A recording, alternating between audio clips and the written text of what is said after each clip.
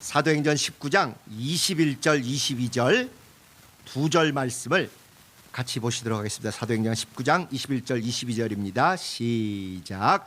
이 일이 다 된 후 바울이 마게도냐와 아가야로 다녀서 예루살렘에 가기를 경영하여 가로되 내가 거기 갔다가 후에 로마도 보아야 하리라 하고 자기를 돕는 사람 중에서 디모데와 에라스도 두 사람을 마게도냐로 보내고 자기는 아시아에 얼마간 더 있으니라.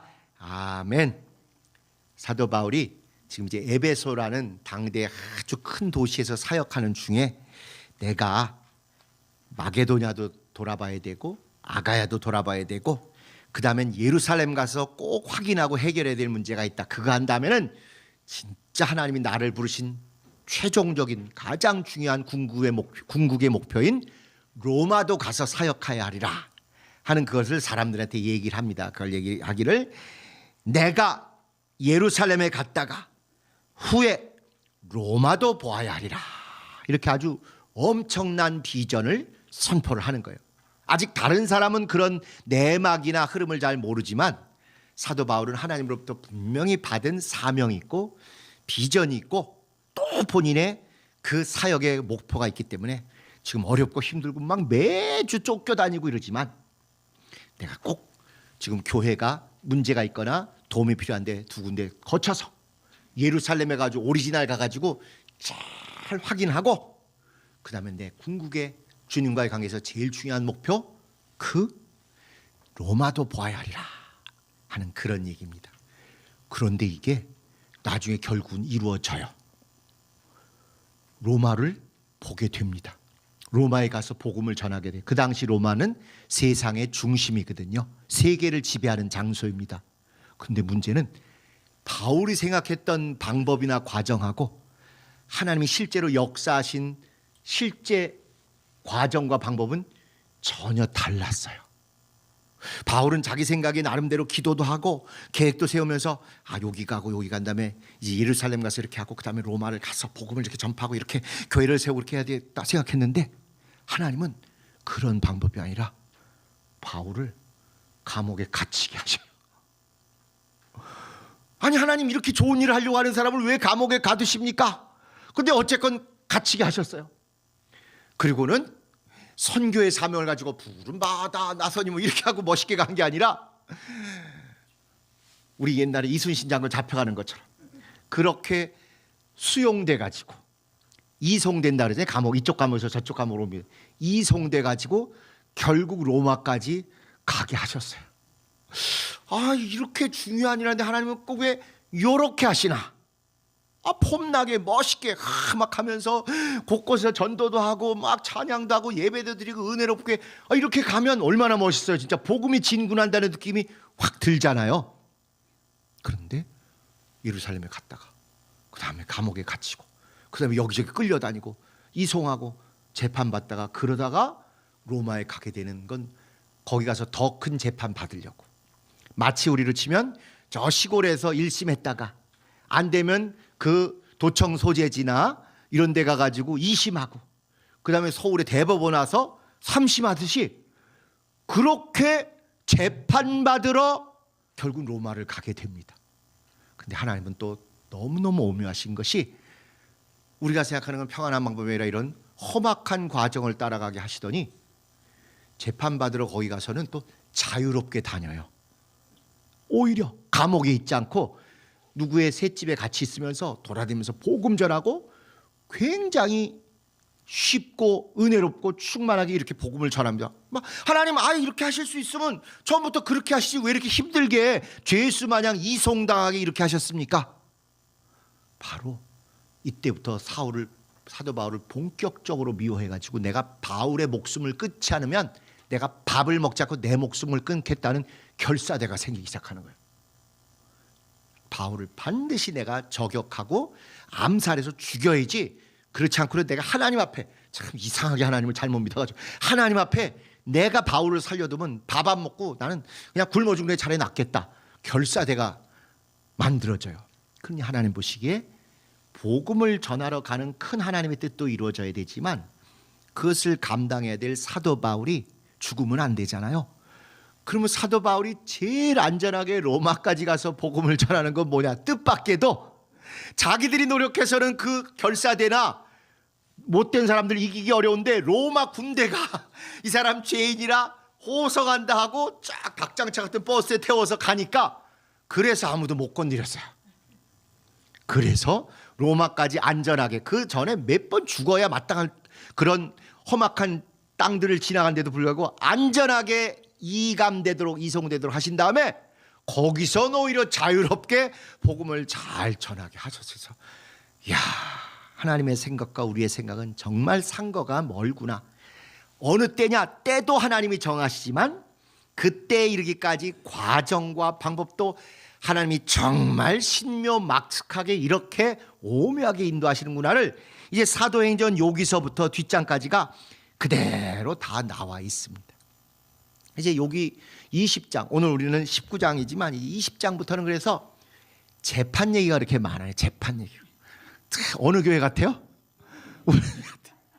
그래서 사도행전을 우리가 꼭 봐야 된다니까요. 평안하고 별일 없는 교회는 봐야 재미가 없어요. 이거 전부 재판하는 얘기야. 근데 재판의 제일 중요한 요새 묘기가 뭐예요? 시간 끌기잖아요. 재판 지연하기. 뭐 높은 분들도 다 그렇게 하잖아요. 돈 많은 분들도 비싼 로펌 사서 다 그렇게 하죠. 여기도 전부 그런 얘기 투성해요. 나쁜 사람만 재판 지연하는 게 아니라 좋은 사람도요. 사도 바울도 재판 지연을 잘 써먹습니다. 우리 얘기예요, 우리 얘기. 저는 개인적으로 이제부터 나오는 얘기하면 뜨끔뜨끔하고 하나님 앞에 회개가 되는 얘기가 있어요. 우리 교회 재판 때문이 아니에요. 여기 나오는 게 다 이 로마법 시대의 재판에 대한 제도에 대한 이야기인데요. 지금 서구사회 오늘 우리까지 온 이 모든 재판 제도는 이미 2500~600년 전에 로마 시대 때 다 완성이 됐어요. 그래서 대학생 때 3학년 때인가 시험 보는데 이제 수강하는데 과목 중에 로마법이 있더라고요. 로마법. 제가 이렇게 목사가 될 줄 알았으면 그때 엄청 열심히 했을 것 같은데 그때 예수 안 믿을 때니까 이 로마법이 학점 잘 준다더라. 시험 문제도 쉽다더라. 그래서 학생들도 엄청 많이 들었어요. 근데 재미가 하나도 없어요. 엉터리같이 겨우겨우 시험만 보고 이렇게 했는데도 도저히 안 돼가지고 학점이 A, B, C, D 중에 뭐 받았을 것 같으세요?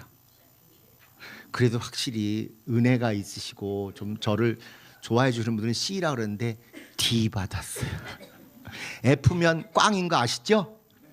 F는 면했는데 D 받았어요. 그래서 제 성적 증명 뛸 때 보면 거기에 로마법 D 선명하게 있는데 이제 목사가 되고 성경을 배우다 보니까 껄껄거리 나오는, 그때 내가 좀 이렇게 그 법 공부를 열심히 했으면, 특히 로마법 공부를 열심히 했으면 예수님의 뒤에 재판받는 이야기가 다 이미 그때 다 정립이 된 제도예요.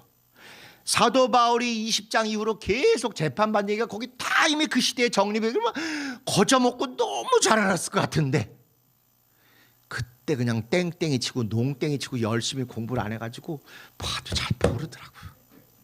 게다가 교회가 이렇게 법적인 거 많이 어려움이 없다면 그때 교회 안 오고 성경 공부 열심히 안 하고 열심히 교회 생활 안 하고 공부를 열심히 해서 법을 더 열심히 공부했으면 교회 내가 더 쓰임받지 않았을까, 이런 껄껄껄도 또 나오더라니까요.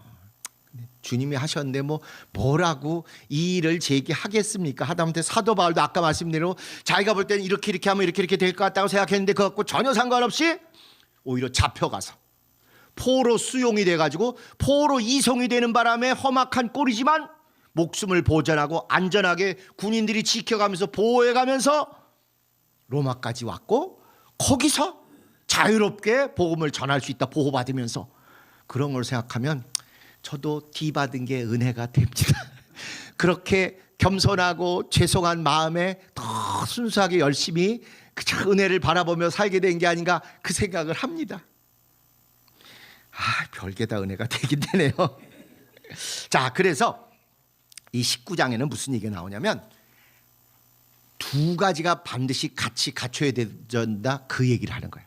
하나는 성령 충만, 체험 충만, 영성 충만, 이런 쪽 한 덩어리도 반드시 있어야 된다는 거예요. 성령, 체험, 영성. 그런데 덕성도 있어야 된다는 거예요. 덕성. 인간이 엉망진창이면 성령 충만하고 체험이 많고 영적으로 아무리 민감하다 하더라도 사고를 더 크게 치는 거지 은혜를 더 끼치는 게 아니라는 걸 이 19장이 아주 적나라하게 얘기하고 있어요. 다른 말로 치면 그런 쪽만 있는 게 아니라 또 이것과 함께 말씀. 와, 충만하다고 막 이것만 쓰는 게 아니라 정확하게 말씀으로 분별해야 되고 정확하게 사고가 발라야 된다는 거예요. 성령 충만하다고 이상한 거 엉뚱한 거 쫓아다니다가는 이단과 사이비와 종말론에 빠지고 이런 거 우리가 수십 년간 많이 보시지 않았습니까? 성령 충만함이 있으면 반드시 말씀 충만함이 있어야 되고 체험 충만이 있으면 내 몸이 다가 아니라 머리로 분별을 하는 사고가 있어야 된다는 거예요. 또 이런 영성이 충만해서 다 되는 게 아니라 지성을 사용하셔야 되는, 뭔가 이상하다, 이건 아닌 것 같다 하는 지성도 역할을 해야 되는 거예요. 그래서 덕성만 갖고 되지 않고 이런 인성도 같이 어우러져야 되는 거죠. 그래서 자동차에는 밟아서 가는 악셀도 있고 밟아서 멈추는 브레이크도 있는 것입니다. 진짜 자동차가 제대로 잘 되려면 브레이크 성능이 중요한 거예요. 이거는 누가 밟아도 가요. 목숨이 오그락가락하는 절대적인 순간에 최고의 차와 그렇지 않은 차이는 브레이크가 얼마나 잘 드느냐, 돌거나 뒤집히지 않고 쫙 쓰느냐, 그게 중요한 거예요. 그게. 그래서 경주용 자동차들 모는 사람들의 최고 실력은요, 브레이크 잘 밟는 실력이에요. 악셀 쫙 밟고 우 하고 나가는 건 다 할 수 있어요. 그런데 코너 돌 때 뒤집히지 않고 제일 늦게까지 버티다가 딱 밟아서 쫙 돌게 하는 그 실력이 중요한 거예요. 그러고 보니까 성령의 열매 9가지 할 때도 마지막에는 온유절제니, 성품으로는 아무리 내가 충만하고 그래도 항상 부드럽고 은혜롭고 온유하고 그 다음에 더 하고 싶고 뭐 될 것 같고 이래도 절제, 브레이크가 잘 잡히는 게 이게 진짜 성령의 사람인 거예요. 19장은 그 얘기하려고 자세하게 그걸 써놨습니다. 성령 충만 못지않게 말씀 충만으로 정확해야 되고, 체험 충만 못지않게 사고가 발라야 되고, 영성 못지않게 지성이 균형을 맞춰줘야 되고, 그 다음에 덕성과 인성으로 이게 조화가 안 되면 더 사고 크게 치는 것입니다. 소위 성령 충만했다고 하는 사람들이 얼마나 큰 사고를 치는지를 한국교회는 수십 년간 우리가 봐온 거죠. 그래서 이 19장에는 사도 바울이 사역을 하는데 꼭 2가지를 번갈아가며 얘기하는 거예요. 능력 사역하고 난 다음에는 말씀 가르치는 얘기, 체험하고 난 다음에는 그 체험이 왜 그렇게 가능한지를 꼬박꼬박 지적으로 이성적으로 잘 설명해 주는 얘기가 번갈아가며 나와요. 삼겹살 구조로 살 기름, 살 기름, 살 기름, 오겹살 이런 식으로 그게 균형이 맞아야 돼요. 그래도 우리가 과거에 누구보다 성령 충만하고 또 그 아주 체험도 많은 거 그거 100% 잘한 것입니다. 부끄러울 일 아니에요. 그런 나름대로 그냥 성령 충만하다고 막 허황되게 다니는 게 아니라 왜 그런지 열심히 성경 상고하고 배우고 공부한 거 잘한 것입니다. 나름 균형을 맞추려고 했어요. 그런데 2개만 있어서는 서지지가 않고 하나가 더 있어야 지게다리만 이렇게 딱 서지는데 거기에 덕성 또는 인성이 빠지는 바람에 그래서 우리가 안타깝게 이 지경을 겪은 것입니다. 돈의 문제, 성적인 문제에 망가지는 건 말할 것도 없거니와 교만, 우린 세계에서 제일 충만하고 제일 잘난 것처럼 그 전혀 하나님하고 성품하고 맞지 않는 교만이라는 잘못된 인성이 나머지 한 자리를 제대로 지탱을 못한 거죠. 성령 충만과 말씀 상고 열심히 하는 이 2개 맞는데 요거만 2개가 다가 아니고, 비록 작지만 지게가 양쪽이 있어도 작대기가 하나 있어야 지게가 멈추고 쉴 수 있고 균형을 잡는 것처럼 그 지게 작대기 같았던 인성, 덕성, 성품, 이게 우리가 상대적으로 많이 노력도 안 했고 체험도 안 했고 가볍게 생각했다가 이 지경을 당한 거죠. 개혁되고 나서 우리가 이 두 가지에 더하여서 지금 누구보다도 우리가 노력하는 이 인성, 덕성, 성품, 인격, 이것까지 어우러지면 하나님이 우리를 반드시 예전 못지않은 그런 충만하고 건강한 교회로 사용해 주시라고 확신합니다. 자, 그래서 오늘 제목이 예루살렘에 갔다가 로마도 보아야 하리라. 오리지널 예루살렘에도 가지만 이제 세상의 중심, 복음의 꽃이 피어야 될 로마도 가야 하라. 그래서 예루살렘은 현실, 지금 그냥 현실의 예루살렘에 가는 거예요. 그러나 로마는 비전이죠. 그러나 거기까지 꼭 가야 된다. 나는 현실에만 머물러 있을 사람이 아니다. 또 예루살렘에 가는 과정이다 이거예요.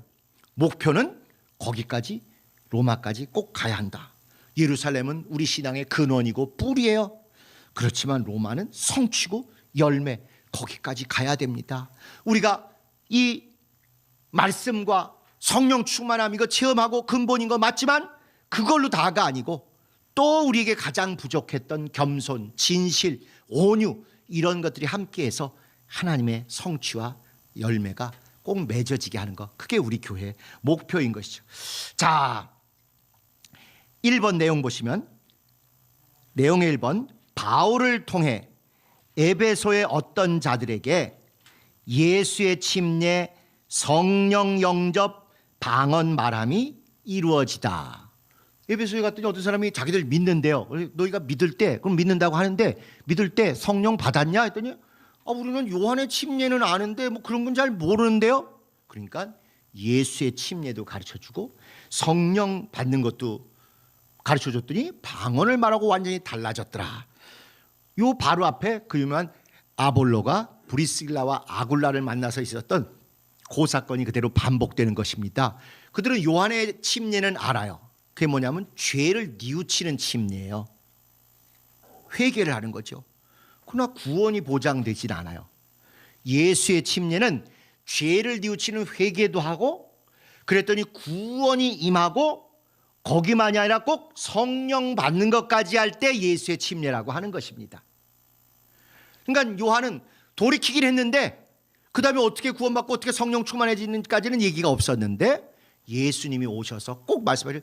그분이 오시면 불과 성령으로 침례를 주신다. 또 너희가 죄의 사함을 받으라 그리하면 성령을 선물로 받으리니. 꼭 베드로도 그렇고 예수님도 그렇고 심지어 사도 바울도 그렇고 회개하고 성령 받고 예수의 물침례를 받고 이걸 세트로 얘기했어요. 그래서 아볼로도 그렇고 이 에베소에 있던 복음을 어렴풋이 들었던 사람들은 요한의 회개하는 침례는 알지만 예수 이름으로 받는 침례, 물침례와 또 성령으로 충만하게 내주하고 잠기는 성령 침례까지 받고 나서 방언 말하는 것까지 이렇게 체험을 하게 되는 것이죠. 2번, 그러니까 이게 복음은 여기까지 가야 되는 거예요. 성령 받는 것까지 당연히 돼야 복음의 1단계가 된 것입니다. 엄격하게 그냥 신학자들이 따지는 구원은 성령 안 받아야 된다, 틀리진 않아요. 성령 안 받고 구원을 지속하기가 너무 힘든 거죠. 그러니까 안전판으로, 안전빵으로 꼭 예수 영접한 다음에 성령 받는 것까지 해야, 그래야 그 믿음을 우리가 기대할 수 있게 되는 것입니다. 2번 보시면 이제 바울이 그렇게 눈에 확 띄는 체험과 현상을 보여준다면 바울이 두란노 서원이라는 곳에서 2해 동안, 2년 동안 날마다 말씀을 강론하고 축사와 신유의 능력을 행했다. 두란노 서원, 서원이라는 게 오늘날 우리는 도산서원, 우리 옛날 6.25 시대 때 또 2조 시대 때 쓰는데 학교란 소리입니다. 원어가 스콜레, 스쿨, 그 단어예요. 스쿨. 그래서 두란노 서원 서당 학교라는 곳에서 2년을 머물면서 이 사람들 체험은 하지만 말씀의 기초가 없구나, 말씀을 차곡차곡 잘 가르쳐야 되겠구나 하고 말씀을 막 강론했어요. 차곡차곡 가르쳤어요. 이때는 아직 신약 성경이 쓰여질 때가 아니니까 구약에 있는 이야기를 가지고 이렇게 예언한 게 그때도 이루어졌지만 이거의 완성은 예수님 통해서 된 것이다 하고 복음을 잘 가르쳤어요. 근데 그것만에 끝나지 않고 말씀이 제대로 들어가니까 바로 축사와 신유가 저절로 따르더라는 거예요.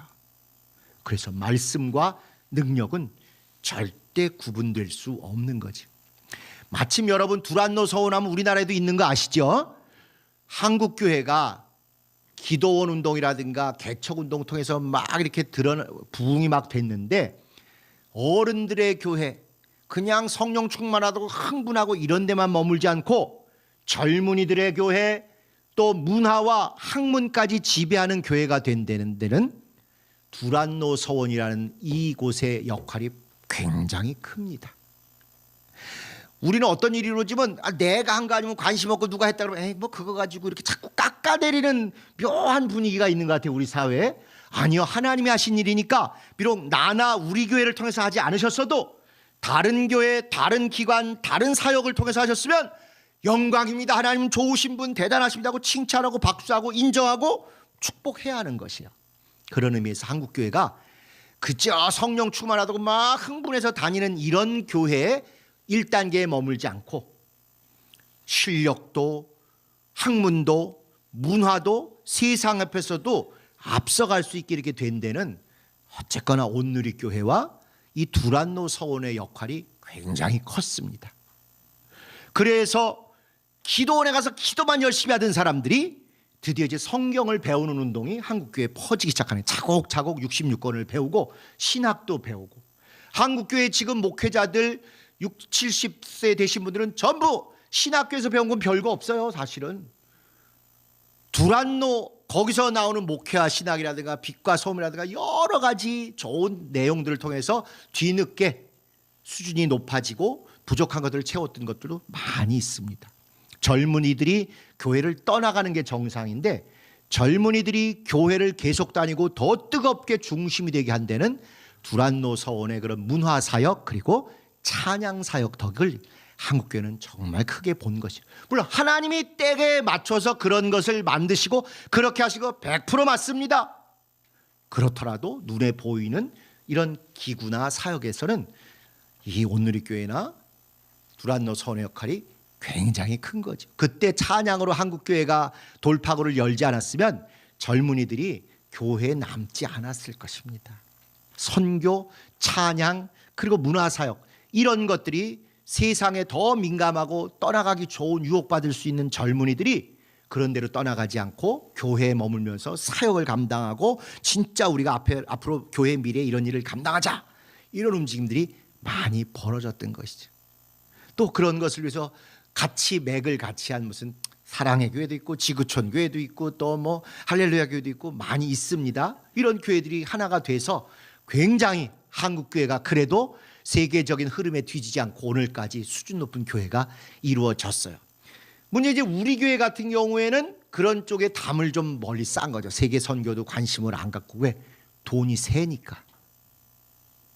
과거에 우리 리더십에 딱 그 표현입니다. 직접 저한테 한 얘기도 있고.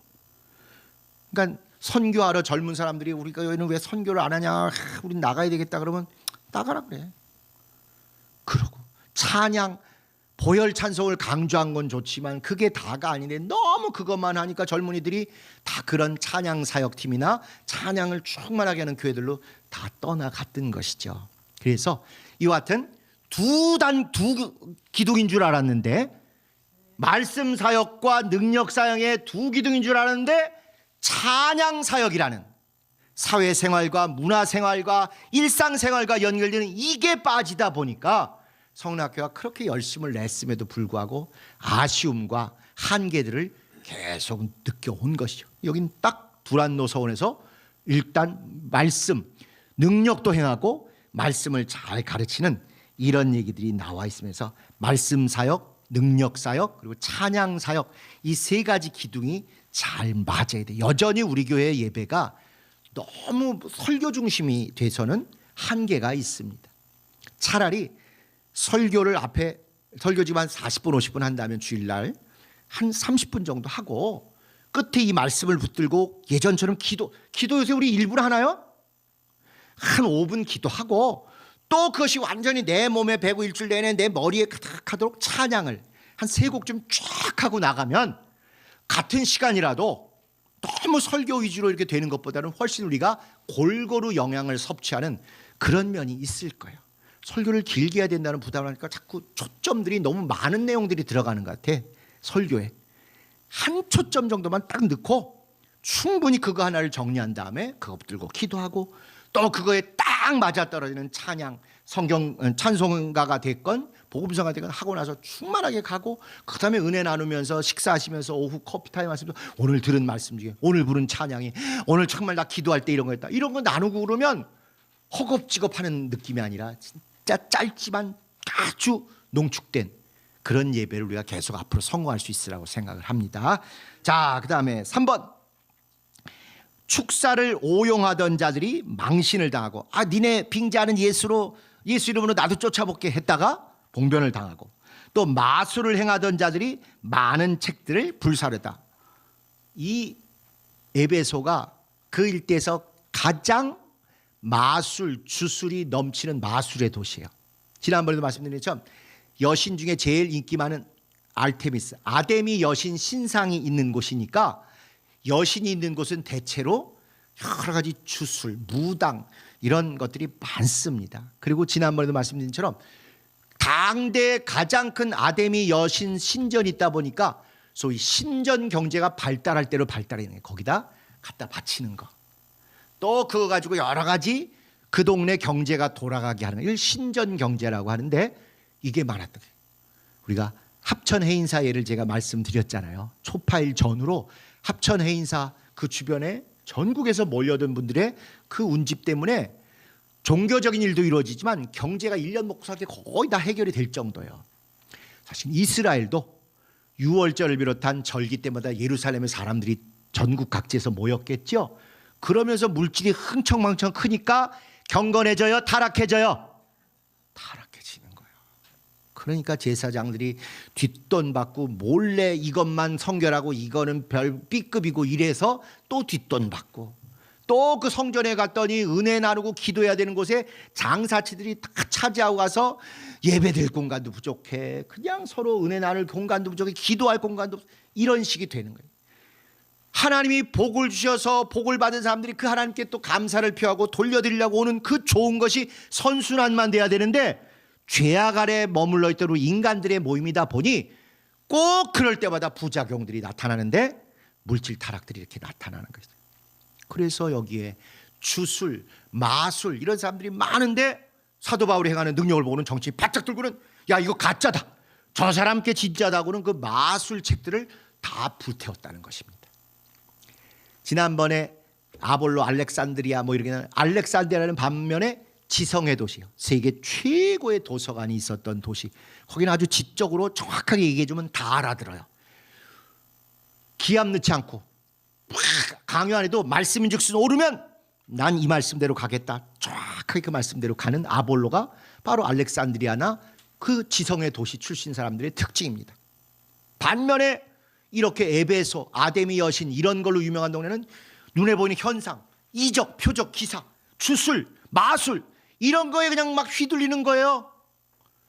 우리는 어느 파죠? 우리는 나름 둘 다 하려고 노력했던 사람들인 거예요. 성령 충만하고 은사, 능력, 기사 이런 것만 보는 사람들 기도원이 많은 그런 공헌을 했고 기도원들이 또 그런 데서 큰 유익들을 얻은 건 맞아요. 기도원을 비난하려고 하는 게 아니라. 그런데 그거는 반쪽을 한 것이고 또 다른 쪽에서는 이게 중심을 잡고 분별할 수 있도록 말씀을 정확히 배우고 현상에 휘둘리는 게 아니라 아무리 현상이 그렇대도 거짓 이적에 속지 않도록 말씀으로 분별하고 이게 맞았어야 돼요. 우린 나름 이거 두 개가 맞으려고 노력을 해왔어요. 그런데 아까 얘기한 대로 이거에 비해서 상대적으로 비중이 적을 줄이면 오히려 절대적인 타락은 인성에서 성품에서 인격에서 하는데 이걸 너무 별거 아닌 것처럼 우습게 여겼다가 된통 한번 고꾸라진 것이죠. 여전히 고꾸라지는 저쪽 동네 사람인가 하면 그래도 우린 정신 차려서 그러면 안 되겠다 하고 건강한 교회, 성경적인 교회가 무엇인지를 이제 함께 노력하고 있는 것입니다. 이래서 아데미 여신의 에베소가 이런 정도로 막 축사하는 거 보니까 눈이 돌아간 거예요. 우와 대단하다 해가지고 뭐 나도 해보겠다 했다가 옷 뺏기고 봉변당하고 그랬다가 어떤 사람은 충격받고 마술책 다 태워버리고 나 저 사람들 쫓아내겠다 이런 우왕좌왕이 있었겠죠. 이게 다가 아니라는 거. 반드시 말씀 능력, 말씀 사역과 능력 사역이 함께해야 되고 찬양 사역과 문화 사역이 보조를 맞춰야 되되 그 중심, 인품, 성격이 온전히 그리스도인답게 되어야 이것이 열매를 제대로 맺지. 그렇지 않으면 사고를 친다. 대형 사고를 친다. 이게 19장이 우리에게 알려주는 바입니다. 자, 5번. 서기장이 흥분한 무리들을 설득하여 법적인 4번. 아데미 여신 숭배로 돈을 벌던 사람들이 백성을 선동하여 바울과 일행을 붙잡으러 한다. 이렇게 기득권을 가지고 아데미 신전 통해서 신전 경제로 막 백성들 잘 휘어잡고 먹고 살던 사람들이 바울 때문에 아데미 신전이 인기가 떨어지고 막 마술책도 팔아버리고 그러니까 얼마나 위협을 받겠어요. 안 되겠다. 막 사람들을 선동해가지고 바울 일행을 잡고 바울도 잡으려고 해요. 그래가지고 막 억지로 강제 재판하고 죽이려고 이렇게 하니까 5번 서기장이 흥분한 무리들을 설득하여 법적인 절차를 밟도록 유도하고 그 다음에 해산시킨다. 이 로마 사람들은 냉철합니다. 법적으로 차곡차곡 이성적으로 가자는 거예요. 그래서 딱 보니까 저것들이 지금 흥분해가지고 사고 치려고 하는 거예요. 그래서 그러려면 너희 정식으로 소장 접수하고 몇 년 몇 월 며칠 재판 나오고 요거 이유가 뭔지 서면으로 제출하고 우리가 지겹게 지난 몇 년간 겪었던 일을 이렇게 서기장이 얘기하는. 그러면서 결과적으로 사도 바울이 봉변당하지 않도록 보호해주고 안전한 데로 이렇게 옮겨주고. 흥분했던 사람들은 흥분이라는 게 거의 광기 아닙니까? 광기, 집단 광기. 그 순간 뭘 다 해치우려는데 안 되니까 또 조금 가서 딴 음모를 꾸미고 이렇게 마무리가 됐습니다. 자, 나온 내용들을 저장을 해보죠. 요약해보면 저장 1번 구약 율법의 신앙에 머무는 자가 있어요. 요한의 침례만 아는 자들. 또 신약 복음의 신앙까지 나오는 자들이 있어요. 그럼 그 차이가 뭐냐? 성령 받아야 된다는 것입니다. 성령 안 받으면 실제로 이 사람이 교회는 다닌다지만 신자일까 아닐까 궁금할 때가 많아요.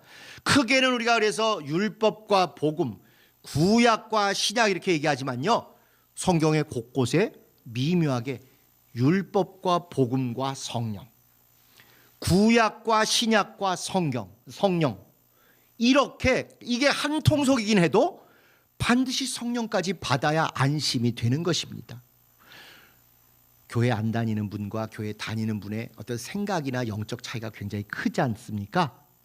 그런데요, 자세히 보면 교회 다니지만 성령 안 받은 분과 성령 받고 성령 체험을 한 자의 거리 차이도 거의 비슷해요.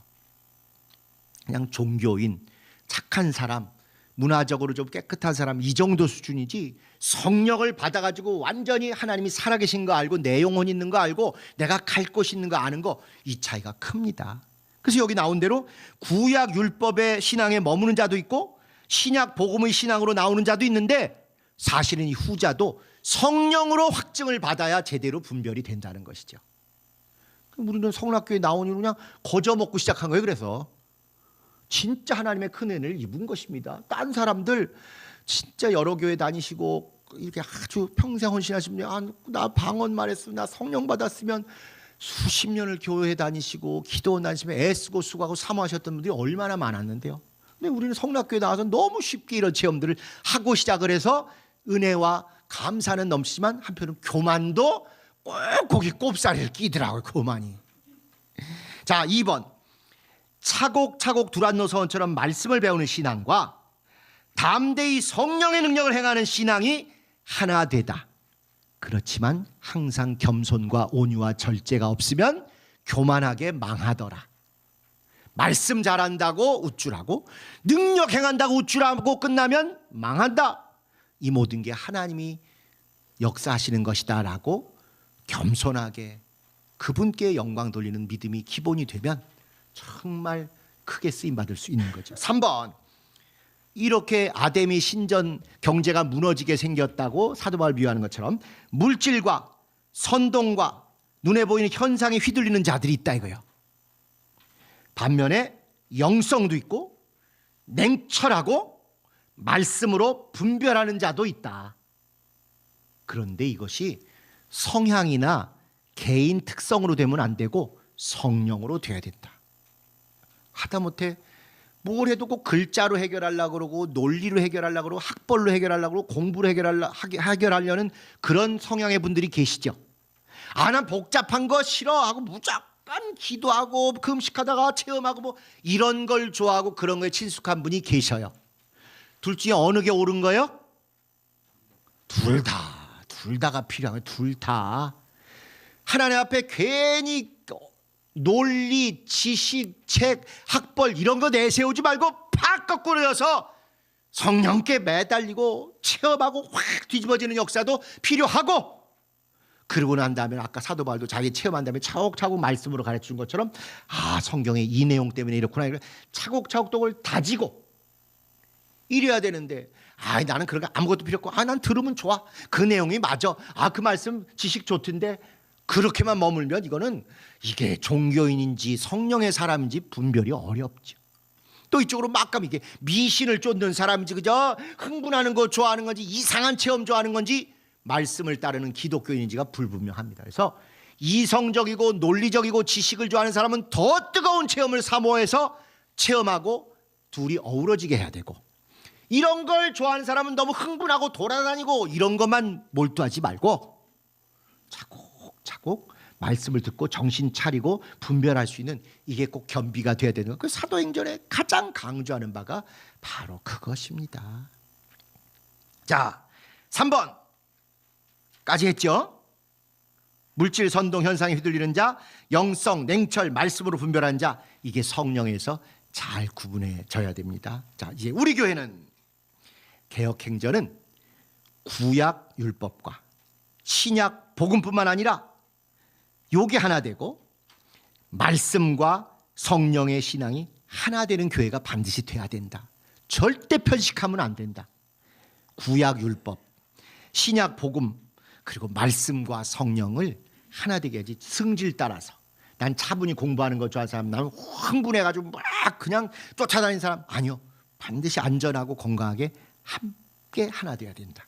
2번, 개혁행전은 뭘 하는데 물질 쫓아서 이익이 있으니까, 또는 허세 쫓아서 우리가 최고야, 우리 교회가 최고야, 이런 허세 말고, 또 미혹, 영적인 것만 보면 사죽을 못 쓰고 이단에서 저이단으로 가는 사람들이 얼마나 많습니까?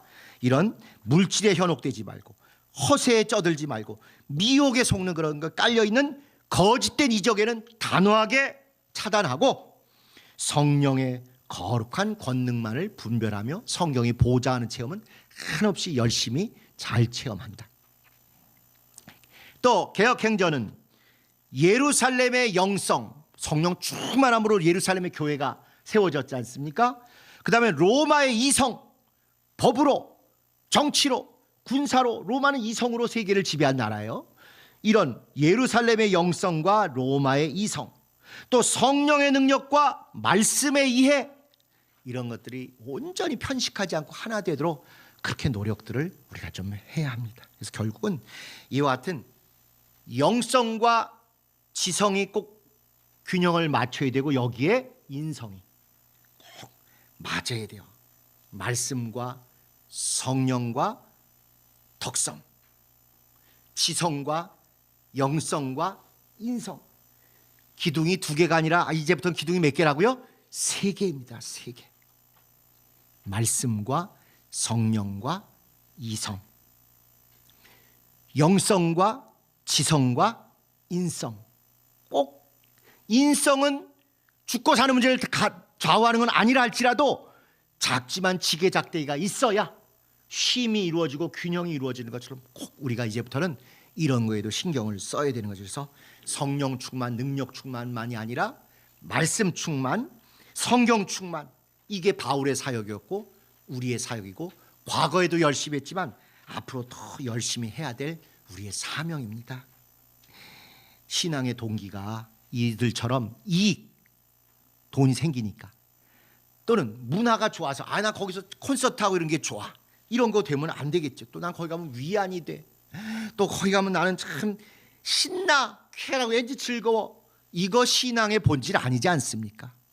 우리가 생각하는 예배, 또 모든 사역들은 생명이 있어야 돼. 가면 생명이, 그리고 뭔가 하나님을 만났다는 만남이 있어야 되고, 내가 이제 이렇게 살면 안 되겠다는 결단이 있어야 되고, 앞으로 이렇게 하지 않은 헌신이 있어야 되는 겁니다. 쾌락이나 문화나 정말 즐거움, 막 내 성격에 맞아서 현상이니까 이익이 있으니까 위안이 되니까 이거 아니라 만남, 결단, 헌신 그리고 생명을 얻는 이게 21세기에도 충만하게 우리가 지향해야 될 그런 하나님의 나라입니다. 그래서 우리는 정말 앞으로 겸비의 신앙을 좀 생각하시면 겸비의 신앙. 겸비의 신앙이니까 무슨 생각나세요? 두 가지 답니다. 영성과 지성과 인성이 겸비돼야 되고 주님이 하셨다. 주님이 은혜 베푸시다는 겸손한 그런 겸비의 신앙도 같이 있을 때 우리가 진짜 건강한 교회, 한국 교회들이 깜짝 놀랄 만한 개혁된 교회라고 얘기할 수 있을 것이에요. 내가 예루살렘뿐만 아니라 로마도 보아야 하라 멋있게 폼 잡고 갈 줄 알았는데 죄수가 돼서 잡혀가지고 닭장에 실려갔어요. 그 덕분에 그런데 암살하려는 사람부터 안전하게 군인들이 지켜주고 보호해주고 내 생각과는 전혀 다르게 가게 됐어요. 거기서 보호받는 가운데 마음껏 복음을 전파하게까지 됐어요. 정말 하나님이 하신 일이 신묘막측 오묘할 따름입니다.